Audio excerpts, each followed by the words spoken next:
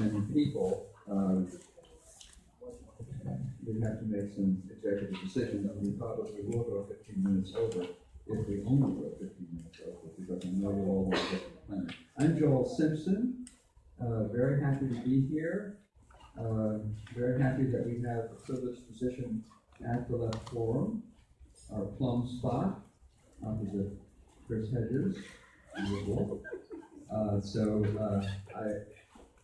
I congratulate all of you on your sense of history, or something. I mean, I'm not going to say good taste, but let's at least say sense of history, which goes deeper than good taste. Anyway, so since you're here, you realize that the theme of this year's Left Forum, resistance, would not be as necessary if we had fair elections, honest elections.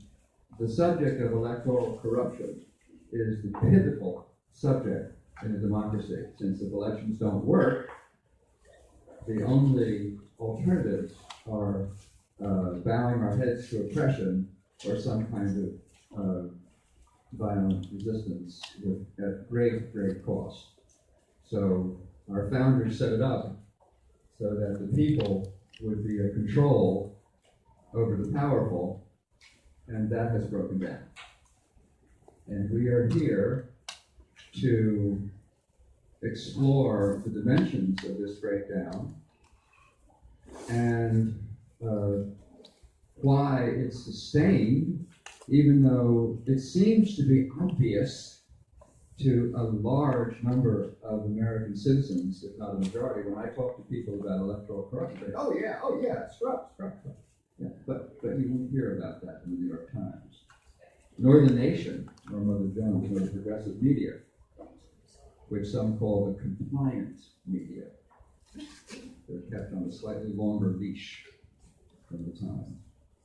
So we are very, very lucky to have with us major speakers and writers on the subject. Before I introduce our first speaker, I wanted to make a few announcements. One is that Reverend Barker from North Carolina, you know, the gentleman who pushes for true democracy down there, for redress of racial injustice,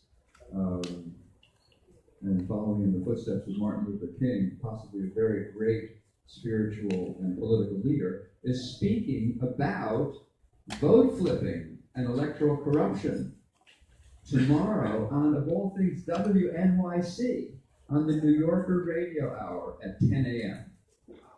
And you can listen to this later on. You can come to the Forum and come to the 10 a.m. Panels. But Reverend Barker will be speaking on WNYC. NYC is a station that does not talk about it, part of the mainstream media. You should invite him to come down here. What's that? You should invite him to come. Up here, yeah. No, I did. If we had had a plenary, and I was pushing for a plenary, I was in contact with his people, and I would have invited him. Absolutely. You should come anyway. Yeah. But anyway, he's a great prophet.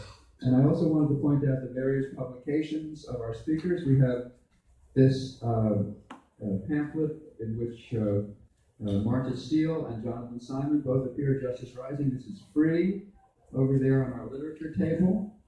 We have a new edition of Bob Petrakis and Harvey Wasserman's Strip and Flip, The Disaster of America's Stolen Elections, with an extremely diabolical portrait of Donald Trump on the cover. We have the 2016 updated edition, that's the election 2016, of Jonathan Simon's seminal Code Red, Computerized Election Theft in the New American Century. And we have Martha Steele's now classic Grassroots Geeks, Pros, and Polls of the Election Integrity Movement's Rise and Non-Stop Battle to Win Back the People's Vote 2000-2008. And Martha is working on a new book that will bring the story up to 2012. All right, so Martha's going to lead off. Martha is an independent author, editor, and blogger. She's been involved in the election integrity movement since 2001. She's written for Op-Ed News since 2006, contributing reports, book and film reviews, and op-eds Many of them focus on election integrity. Her own website is Words Unlimited, as you know, okay. Words Unlimited, abbreviated, UNLTD.com. Her author page is theopednews.com/Marta Steele with an E. She's published her account of election integrity history between 2000 and 2008 in the book I just cited. And she is working on a sequel called Ballots or Bills, The Future of Democracy. She lives in Washington, D.C., and she is here with us today. And we're very happy to have Marta Steele.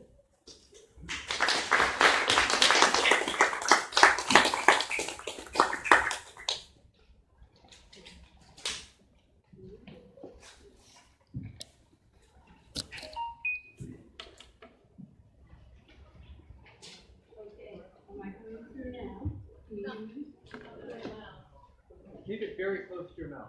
How's this? Okay. Is this on? Yeah, closer. Closer. Like this. Point it at How's that? Oh, Yes. okay. I feel magnified. Joel, I feel magnified. Thank you for that wonderful intro.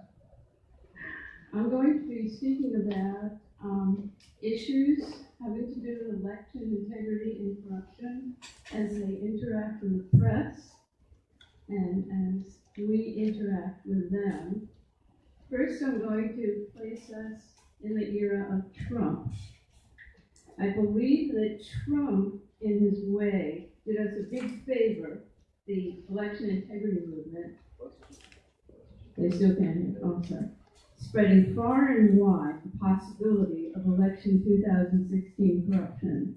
That Hillary Clinton's 3 million popular vote victory was obtained by a vote fraud. He did us a big favor by headlining massive problems with our electoral system, a message that grassroots EI groups have labored to headline at the MSM level for years. EI stands for election integrity. I'll be using that. And MSM stands for mainstream media. Trump has recently established a commission on election integrity to tweak statistics until they prove that he in fact won the popular vote. Those 3 million votes were all a product of voter fraud. He will prove by means of a vote-purging king, Vice Chair of the Commission, Chris Kobach. Now, Chris Kobach is presently Secretary of State of the state of Kansas and well known as a lover of playing with voting lists a lot and purging. Greg Pallas would call him a purging general. And there's fear that this commission will work to make corrupt election laws and regulations more stringent. Which, if he's there and if he succeeds, that's a certainty. Pallas says he will rewrite the voting laws of this country and nationalize them. So that's pretty scary. My next point is that Russia's entry into the realm of invasive election corruption has reached the mainstream media. Have they done us a big favor? They succeeded in widely publicizing the reality of another form of election corruption at the level of hacking of computerized election systems. Around 99% of our equipment in this country. The idea of Russian collusion with members of the Trump administration, let alone interference in our elections, came on strong.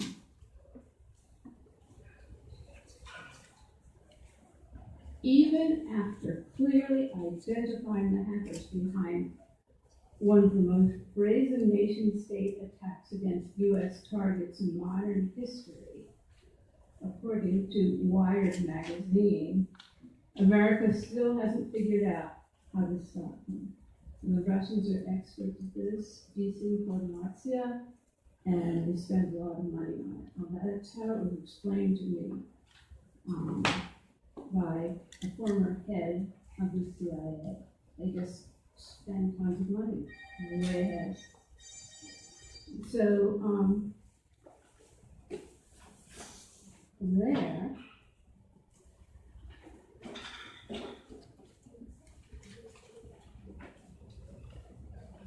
thanks to hugely mainstream cooperation, two aspects of election corruption. It is hard work. We must do it to keep democracy alive. We resist. So now, here's the opposite, where the press totally tunes out to a dire situation. It's horrible to review that. But in 2000, if you remember the Florida election debacle, people have these memories and say, oh yeah, the hanging chads, and that's what got the publicity plus the recounts. Sorry about this.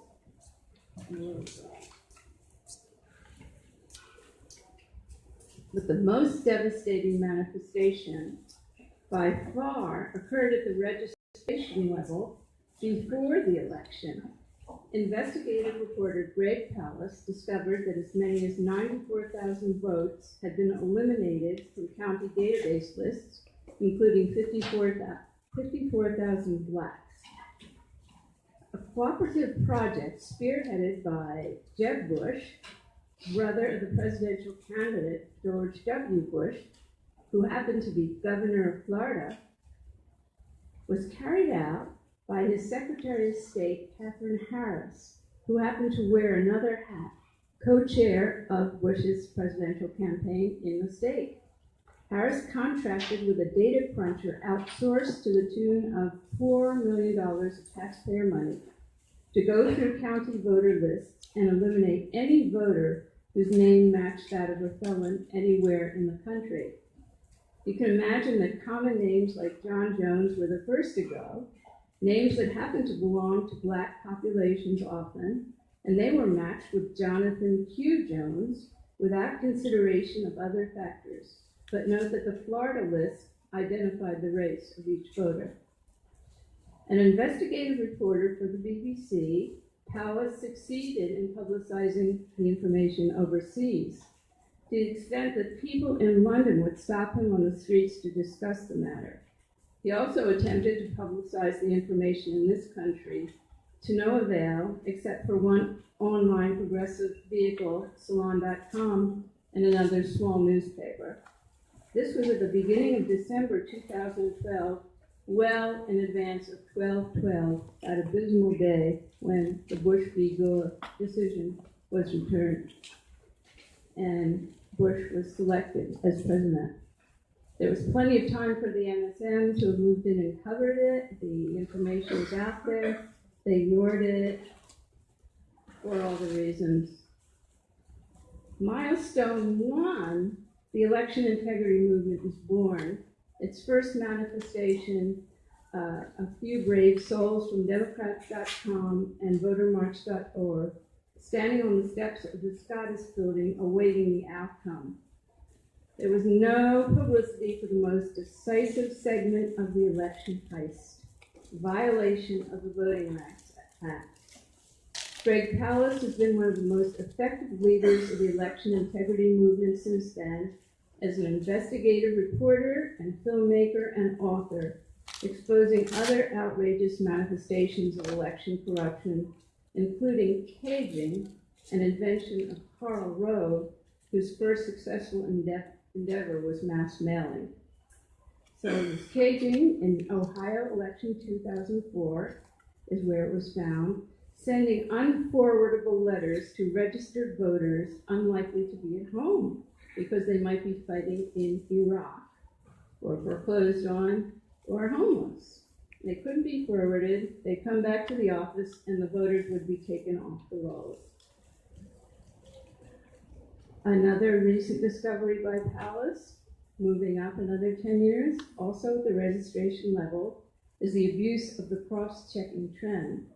Now, cross-checking just means the initiation of statewide computerized database voter rolls as per the mandate of the Help America Vote Act in 2002 to encourage uniformity and to get rid of those reams of paper and paperwork involved in the registration process.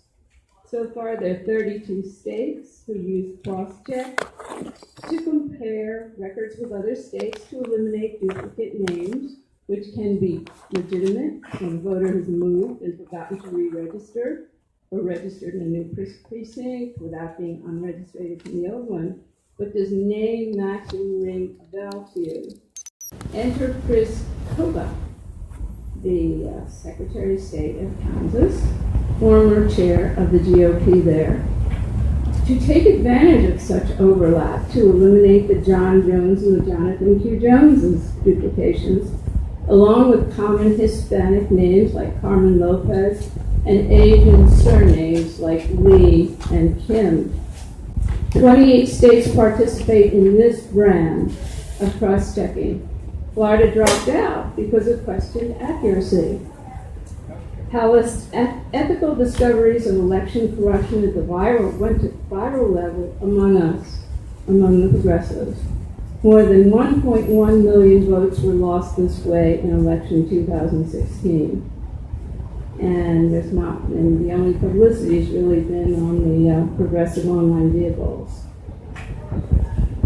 The grassroots, of course, has made a huge difference from the bottom up. Witness the role of internet fundraising and publicity to get out the vote in 2008 and 2012. Yes? Let's save the questions, because we have a very strict time frame here. I've got 5 more minutes, okay?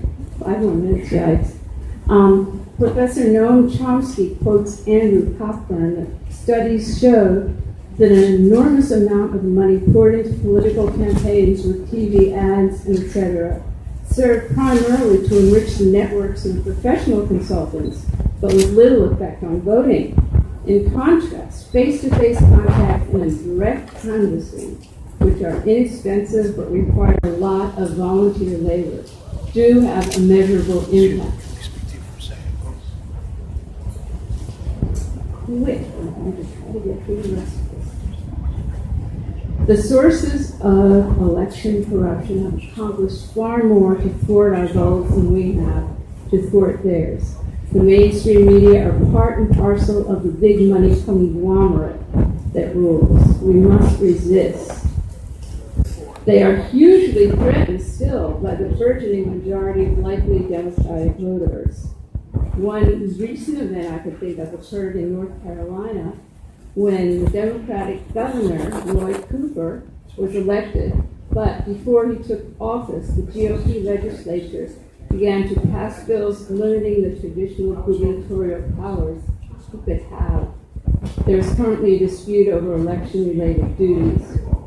And he's going to appeal. They tried to deprive him of all of his election-related duties. Okay, quick. How have we succeeded? Online publicity, outreach to politicians. I'll get to that in a minute. Replacement of touchscreen by optical scanners. Deb Harris came upon the Deephold source code on the internet that was so full of errors, security holes, and primitive coding, as corroborated by national experts. And it was picked up and disseminated all across the country and judged to be legible by an 8th grader. It was so primitive. I could talk about that. Her colleague, Benny Smith, discovered fractionalization. Predetermined scores for winner and loser are set. Then based on the number of registered voters, values below 1 are assigned to those they want to lose, and values above 1 are assigned to voters they want to win. There is nary a trace of this program detectable unless the program boots up. It has been present on GEMS servers since they first came into use.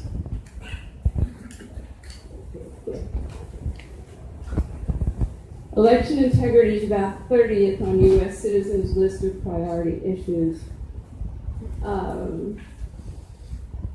all over the country. Mainstream attention at the congressional level is increasing. A congressional caucus of 73 on election integrity was founded last year through the cooperative efforts of the National Election Defense Coalition, Congress, and others. Many important pieces of legislation have resulted. The primary goal is to restore the Voting Rights Act, which was gutted in 2013 by the Supreme Court. Texas was mentioned as qualifying so quickly mitigated its requirement to sign an affidavit and then producing utility bills and that level of ID. So Texas is cooperating and loosening its requirements.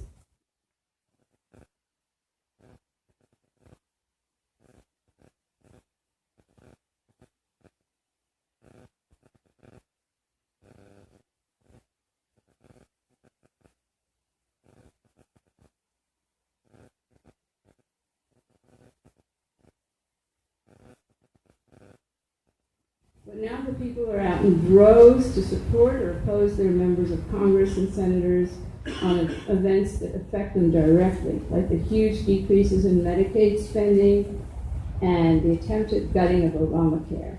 And these office holders are responding, some of them, the ones that aren't too extreme, anxious to keep their jobs.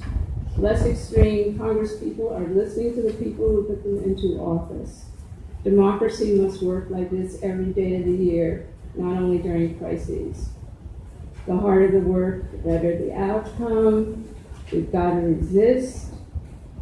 Now, I have a whole bunch of other aspects of the movement to talk about, which I won't get to. I want to get to what we're doing as we move toward the future and what's starting to be done now on behalf of election integrity.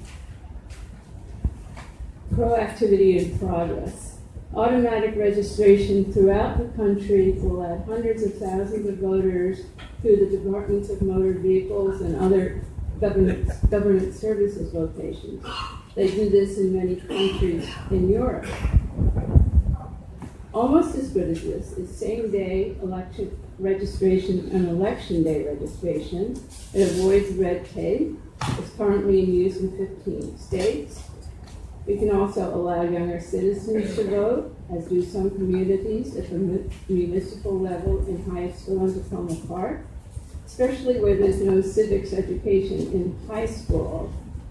The kids can get some hands-on experience and hopefully continue to take part in political activities and become activists. Encourage civic involvement too among immigrants, allow them to vote and motivate them to become citizens as long as they don't have to cower and hide away from Trump's people. Agree to campaign spending limits as done as New York City. Encourage campaign finance reform by distributing vouchers to citizens to donate to political campaigns. Fight against felon disenfranchisement. The ACLU is committed to this. In Florida, it affects 1 in 4 blacks and 1 in 10 voters altogether. Open primaries are important. The largest percentage of voters are independents, 39% of them, according to a 2016 study. Yeah. Okay, so open primaries as opposed to closed primaries where you're forced to register as a Democrat or a Republican. Encourage the use of hand-counted paper ballots. If it can be done in small areas, it can be done in large ones, according to Virginia Martin, who will be speaking tomorrow. I already said that. Encourage the proliferation of ranked choice voting. And that is Dr. Stein's expertise. I actually quoted from her in this paragraph. I don't have time to read. Democracy is voting and everything in between to be sure elections are fair and the people's choice prevails. One hopes, of course, that those with left-leaning agendas prevail, and that is why we must also rally for all points of our agenda without stopping. Resist. Thank you. Thank you, Martha. I want to be sure that my sign-up sheet is going around. Where is it right now? Anyone have it?